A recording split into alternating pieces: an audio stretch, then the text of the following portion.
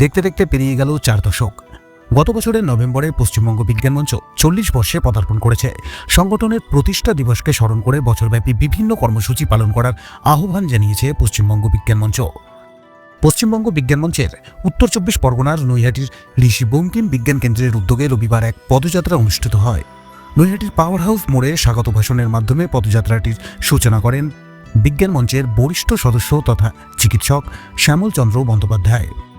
উপস্থিত ছিলেন রাজ্য কমিটির সদস্য সুকুমার ঘোষ, সত্যজিৎ বন্দ্যোপাধ্যায়, ঋষি বঙ্কিম বিজ্ঞান কেন্দ্রের সম্পাদক মানস অধিকারী, গোপাল চক্রবর্তী, সুবোধ সরকার, হরপ্রসাদ শাস্ত্রী চক্রের অরুণ চক্রবর্তী, জয়ন্ত সরকার, সমরেশ বসু চক্রের তৃপ্তি চক্রবর্তী, সুবীর ভট্টাচার্য চক্রের বিভূতিভূষণ রায় সহ প্রমুখ ব্যক্তিরা।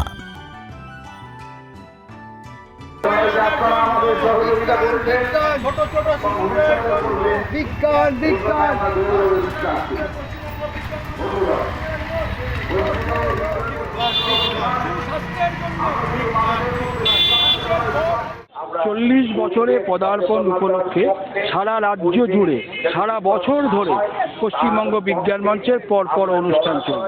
সারা জেলা জুড়ে প্রত্যেকটি চক্রে প্রত্যেকটি কেন্দ্রে আমাদের এই বিজ্ঞান পদযাত্রা অনুষ্ঠিত হচ্ছে। আমাদের এই পদযাত্রায় শুধু বিজ্ঞান মঞ্চ না, আমাদের পাশাপাশি অন্যান্য বিজ্ঞান ক্লাব যারা আছে তারাও আমাদের সঙ্গে যুক্ত হয়েছে। প্রথম ঘোষণা আমাদের যে আমাদের এই ছাত্রছাত্রীদের মধ্যে আমরা আগামী দিনে যাতে আচার্য জগদীশ চন্দ্র বোস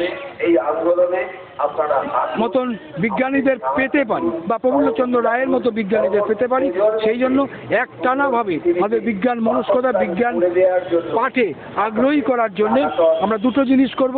একটা হচ্ছে 5-6 এই ছাত্রছাত্রীদের মধ্যে একটা বিজ্ঞানের একটা বসে আঁকো প্রতিযোগিতা হবে, যার ভাবনা 40 বছরে বিজ্ঞান এবং প্রকৃতি। আমাদের দ্বিতীয় যে পরিকল্পনা সেটা হচ্ছে 7, 8, 9, 10, 11, 12 তাদের মধ্যে একটা বক্তব্য প্রতিযোগিতা হবে যে বিজ্ঞান শিক্ষা এবং গবেষণায় গুরুত্ব। এর ওপরে প্রথমে চক্রে, তারপরে চক্রে যারা ফার্স্ট সেকেন্ড হবে তাদেরকে নিয়ে কেন্দ্রে এই বক্তব্য প্রতিযোগিতা অনুষ্ঠিত হবে। বিজ্ঞানের আলো প্রতি ঘরে জালো, এই স্লোগানকে সামনে রেখে সংগঠনের 40 বর্ষ উদযাপনকে সার্থক করে তুলতে এই পদযাত্রার আয়োজন। বিজ্ঞান মনস্ক ভারত গড়ে তোলার লক্ষ্যে তথা জনবিজ্ঞান আন্দোলনকে শান দিতে এগিয়ে চলেছে এই সংগঠন। 4 দশক ধরে বিজ্ঞান, কৃষি, স্বাস্থ্য ও কুসংস্কার থেকে পরিবেশ, প্রকৃতি সহ সহস্র জনবিজ্ঞান কর্মসূচি পালন করেছে পশ্চিমবঙ্গ বিজ্ঞান মঞ্চ।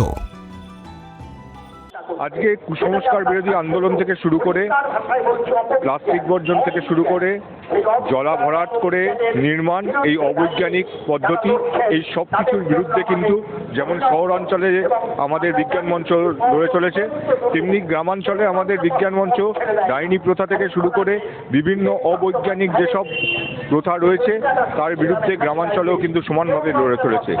গ্রাম শহর নির্বিশেষে আমাদের বিজ্ঞান মঞ্চ সাধারণ মানুষের মধ্যে জনবিজ্ঞান প্রচার, জনসচেতনতার প্রচার এই লক্ষ্যে এগিয়ে চলছে।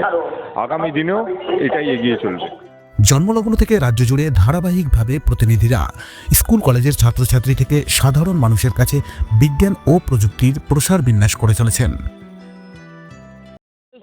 শুধু স্লোগান বা মিছিল এটাই উদ্দেশ্য না, সারা বছর ধরে সারা জেলা জুড়ে রাজ্য জুড়ে আমাদের যে বিজ্ঞান কর্মীরা তারা যে লড়াই করছে, যে সমাজকে বাঁচাতে হবে।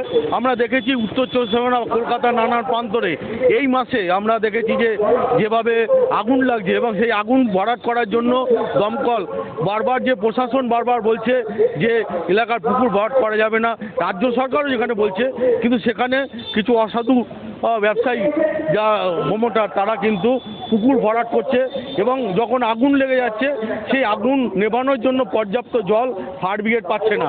তাই আমাদের আবেদন, এলাকায় যত পুকুর ভরাট করা যাবে না, এর জন্য পুলিশ প্রশাসন এবং পৌরসভা এবং বিডিও অফিস এদেরকে দায়িত্ব নিতে হবে।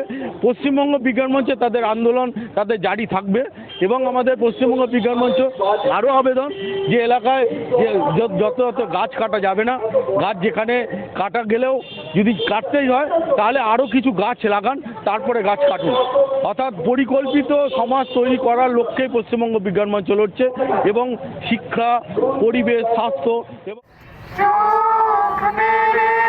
ঢেলেছি ধরার বুকে প্রাণ ঢেলেছি আমার মাঝে অজামারে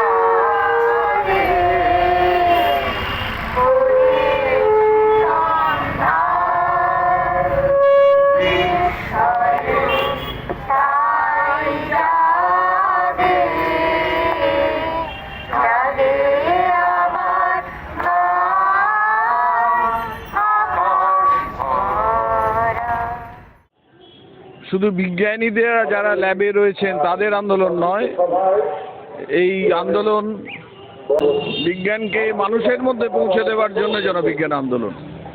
কারণ শুধুমাত্র ল্যাব কেন্দ্রিক যে বিকাশ সেটার মধ্যে দিয়ে কিন্তু সাধারণ মানুষের মধ্যে বিজ্ঞান চেতনার বিস্তার ঘটছে না। ভারতবর্ষের সংবিধানের 51 এই ধারায় বলা আছে যে আমাদের দেশের প্রত্যেক নাগরিকের কর্তব্য হলো বিজ্ঞান চেতনার বিকাশ ঘটানো, মানবতার বিকাশ ঘটানো, এনকোয়ারি অ্যান্ড রিফর্ম এই মানসিকতার বিকাশ ঘটানো। এই কাজটা সমস্ত নাগরিকদের মধ্যে নিয়ে যাওয়ার জন্য সংবিধানের নির্দেশকে মেনে নিয়ে জনবিজ্ঞান আন্দোলন গড়ে উঠেছে এবং ধীরে ধীরে বিকশিত হয়ে চলেছে।